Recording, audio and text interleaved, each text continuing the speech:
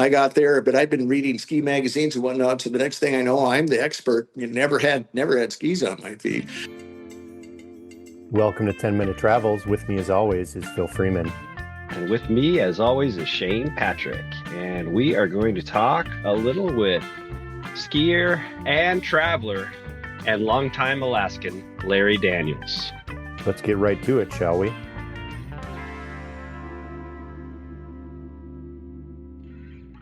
And I never. Well, you're selling yourself a little short there, too. I mean, it's like what you did was hard. And a lot of people probably would have thrown their hands in the air and gone to work on the pipeline There's no question about that. But it was,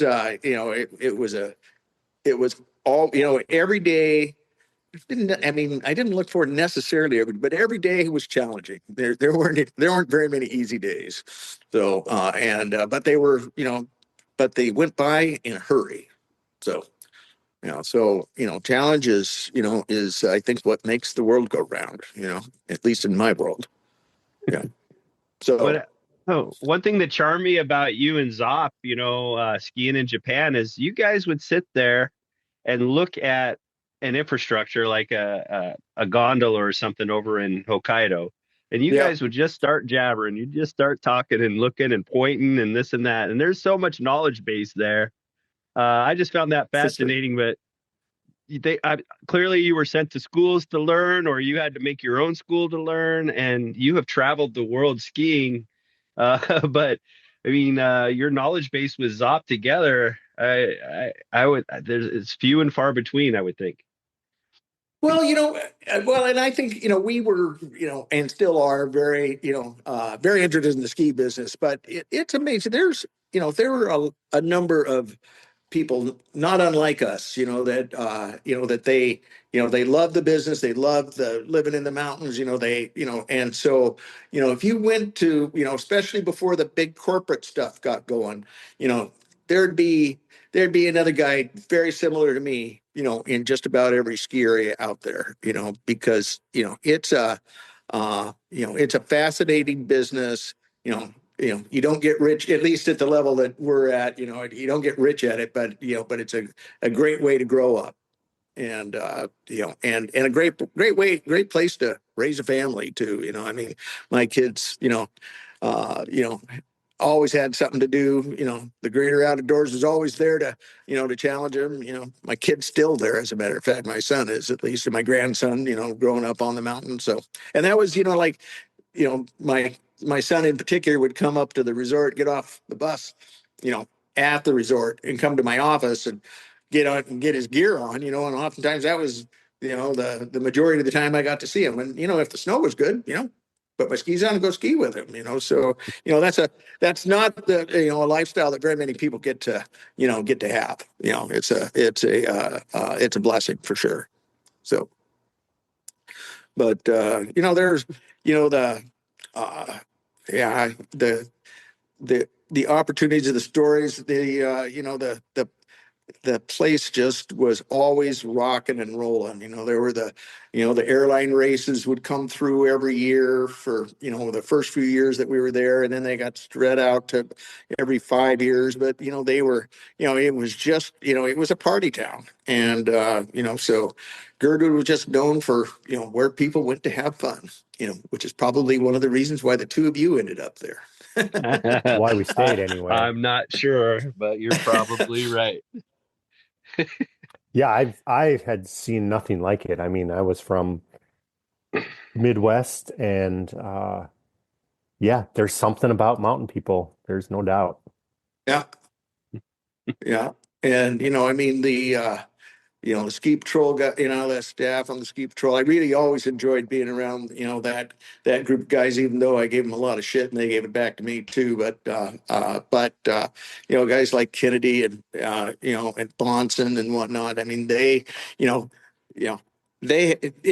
had such an important part of, of making, doing the decision making with regards to the avalanche concerns, and I never thought twice about, if they said we needed to do something, we did it, because I wasn't going to get involved in that. It was there, that just needs the concentration that those guys gave it, and And then, Jim Beach was always one of my best friends. I loved working with that guy. I mean, he was just a hoot. And he was there from the very, almost the very first. He was definitely there when I got there. So some great people, really good people. You know, it was fun. You know, Still, I'm a Mighty Mike coach, so I still spend Sundays up there with a bunch of little kids and showing them how much fun skiing is. That's it's important. And as for skiing and traveling, where have you been able to ski around, both in North America and worldwide? Where have you? Oh man. Well, yeah, I mean, most of the ski areas in the West at one point in time or another, when in the winters that I worked at White Pass, when, back there in the 70s, Zop, and I were buddies, and we get our 2 days off. So we would take off and drive as far as we could in, 10 or 12 hours. And on the night that we got off, usually, find someplace, a parking lot or something to sleep in for a few minutes or a couple hours. I liked going to the laundromats because you'd plug a couple quarters into a dryer and throw your sleeping bag up on top of it, and boy, you'd just go to sleep sleep like a log. That's great. So all everything from Sun Valley up to Red Mountain over to Sunshine Village, Whistler back in the days when it was just Whistler and it was just a tin can. We called it the tin can. It was a gondola that was aircraft aluminum cabins, and it sounded like and looked like a tin can. And Mount Spokane down to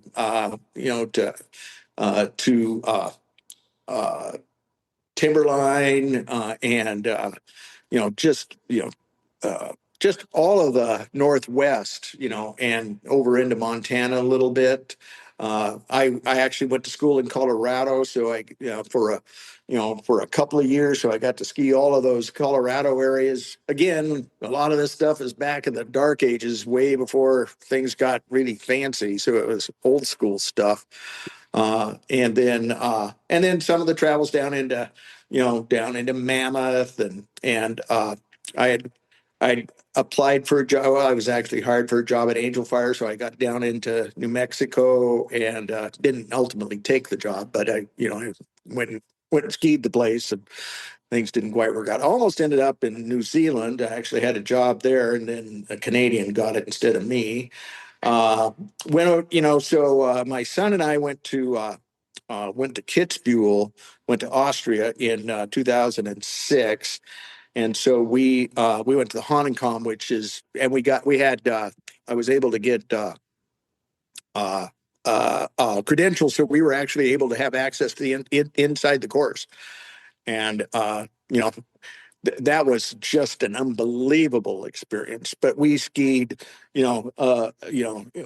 We spent about 3 weeks over there. Went over into France and Austria and northern Italy, and had a great time.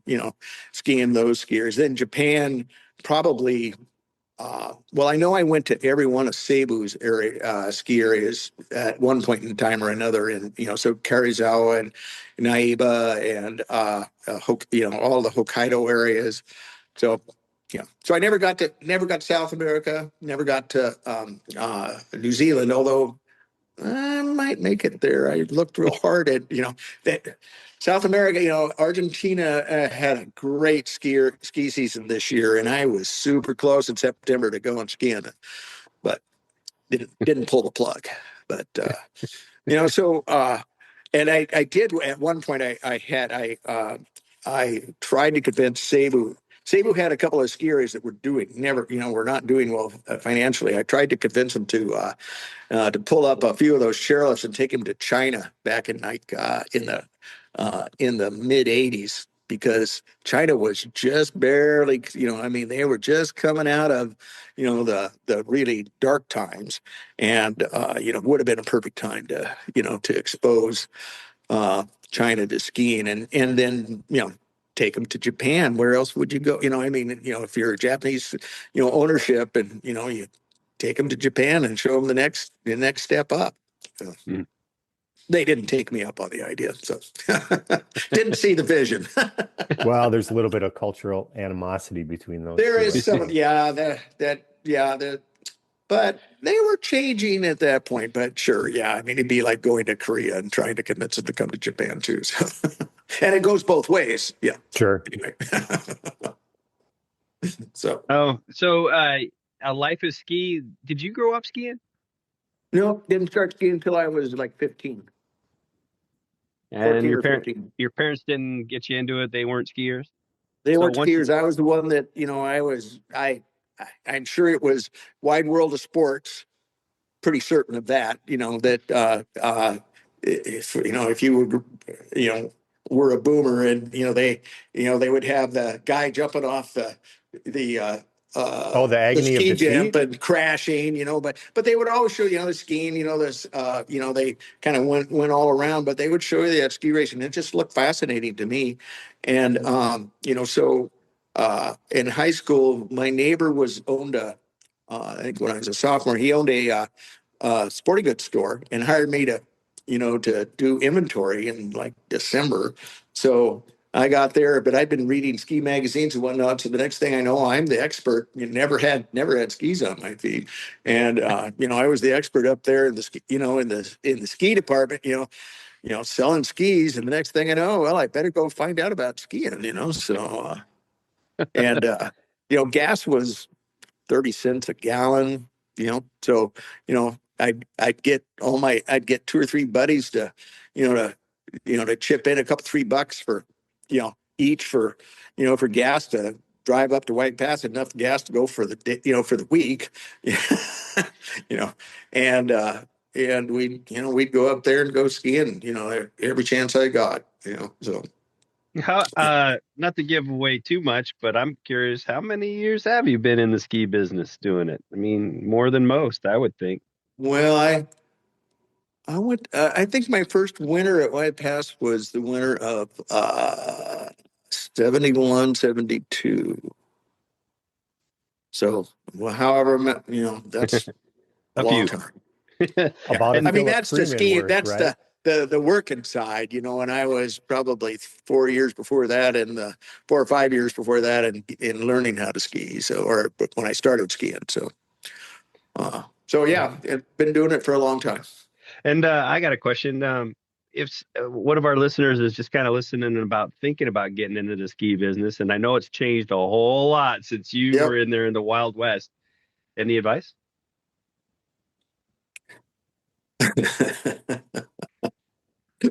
Well, make sure you have a good summer job.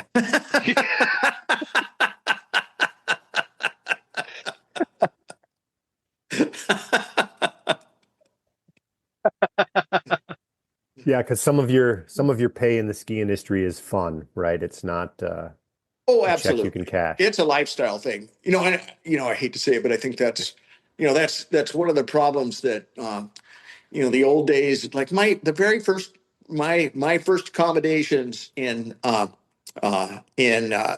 I started at White Pass was literally a closet in a condominium where it had been, they actually had a bunch of their linens and stuff in it. And so I was able to, kind of throw together a bunk in there. And then I had kind of go out through the hall and downstairs and into the boiler room. And that was where my kind of kitchen and bathroom stuff was at. And, those kind of things, it's pretty much, I guess, like the guys that, live in a teepee out in the woods, but a little bit more civilized. But that kind of stuff, I don't think, that stuff just doesn't exist anymore. When I first got to Girdwood, I mean, most everybody I knew lived in a dry cabin, but those dry cabins are gone. Yeah. So being able to do that lifestyle thing, getting three or four people together and, renting a place and, you know, the wages just don't go far enough to do that, and there's not enough places to do it at it either. I mean, there's no rental places left, so, or not enough. And so as a result, it just is so much harder, in my opinion, to be to spend that 2 or 3 winters of kicking back and being a ski bum, you know, you know, and it's super unfortunate too, because it's what makes the ski areas fun. And ain't old guys like me. My young self was about made, the ski areas fun, and but you need those free spirits, the people that that own, just they can't wait to get on the hill and go skiing, and they barely have enough money to buy a peanut butter sandwich, but they got a season's pass and they're going skiing.